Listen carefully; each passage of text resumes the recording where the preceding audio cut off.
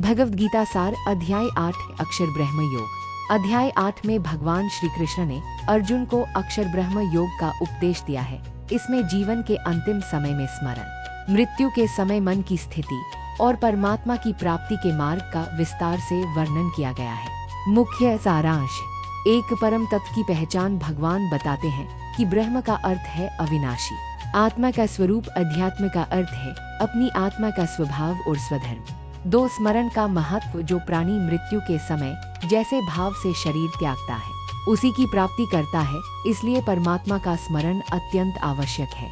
3, मृत्यु के समय मन की स्थिति, यदि कोई अंत समय में भगवान का स्मरण करता है तो वह भगवान को ही प्राप्त होता है। 4, योगी का मार्ग, जो मन को स्थिर करके ओम का जप करता है और भगवान का ध्यान करता है वह सर्वोच्च लक्ष्य को प्राप्त करता है। 5, संसार की अस्थिरता, ब्रह्मलोक तक सभी लोग नश्वर हैं, बार बार जन्म मरण चक्र चलता है, केवल भगवान की प्राप्ति से मोक्ष संभव है। 6, परमधाम की महिमा, जो भक्त परमधाम भगवान की अनंत ज्योति को प्राप्त कर लेता है उसे पुनर्जन्म नहीं होता।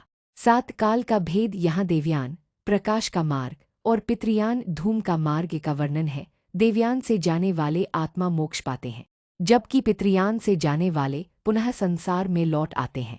सरल सार, अध्याय 8 हमें सिखाता है कि मृत्यु के समय भगवान का स्मरण करने से ही मोक्ष मिलता है। संसार नश्वर है, केवल भगवत भक्ति से ही जन्म मरण के चक्र से मुक्ति मिल सकती है। हर समय प्रभु का नाम जपना और ध्यान करना ही जीवन का परम कर्तव्य है। इसलिए गीता के इस अध्याय का मुख्य संदेश है, जैसा अंत समय का भाव होगा वैसा ही अगला जीवन होगा, अतः हर समय ईश्वर का स्मरण करते हुए जीवन व्यतीत करना चाहिए।